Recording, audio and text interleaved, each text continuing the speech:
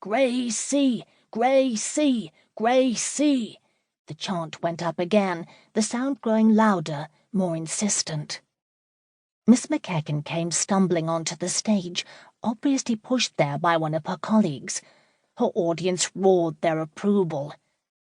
She quickly recovered her poise, tugging up her bodice to keep herself intact. Richard wondered if she could feel every male in the crowd undressing her with his eyes. Then again, she must like it. Why else would a woman stoop so low as to become an actress?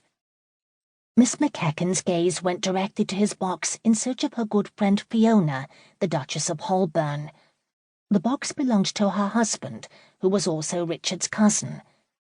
The lovely Fiona, a woman Richard didn't know well because his side of the family didn't mix with Holborn's, was both countrywoman and friend to Miss MacEachin. Clearly, she had been expecting to see Fiona in the box this evening. Fiona had been there. In one of those happenstances of fate, Richard's path had crossed his cousin's. Fiona had insisted Richard join their party, which had included their Spanish friend, the Baron de Valencia. Holborn and Richard rarely appeared anywhere together, especially in public. They were of the same age and had attended the same schools, but while the Duke was well liked, Richard was not. He knew that. He lived with it. However, marriage had obviously made Holborn mellow, because he had seconded the invitation, and what choice had Richard save to accept it? Of course he'd been concerned. How was he to confront Miss MacEachin and speak his mind with Fiona close at hand? Then, to his surprise, the Duke, Duchess, and the Spaniard had left the box abruptly after the Macbeth. Richard had assumed they would return for Miss MacEachin's performance. However, the curtain rose, and there had been no sign of them. A polite knock on the door interrupted his thoughts. A porter handed Richard a note. It was from Holborn. There had been an emergency, and it was imperative they leave with Andres, the Spaniard. Fiona had added a postscript, prettily begging Richard to personally deliver an apology for her absence to Miss MacEachin, and her promise to call on her friend as soon as she was able.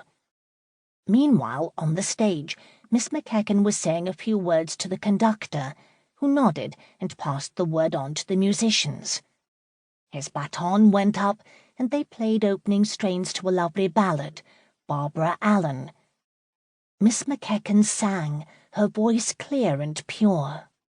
However, the crowd was not satisfied. They had not come for sweetly sung music, and their thoughts were summed up by an obviously inebriated wigged gent who stood up in his chair on the front row and yelled, "Here now, something lively. Didn't come here for ballads. I want to watch your titties bounce."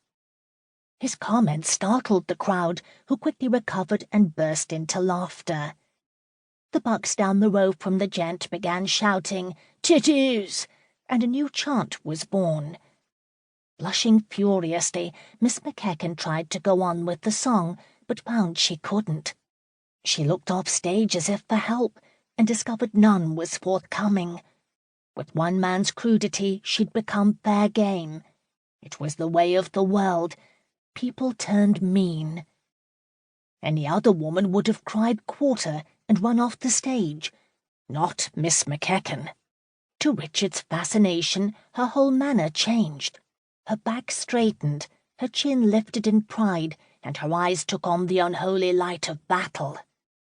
She marched to the edge of the stage, where the wigged man stood in his seat, waving his arm and encouraging his cheer. He was a pudgy thing, dressed in white knee breeches and a cerulean blue coat which was a size too small for him. His lips were small and pouty, and his nose the size of a pig's snout.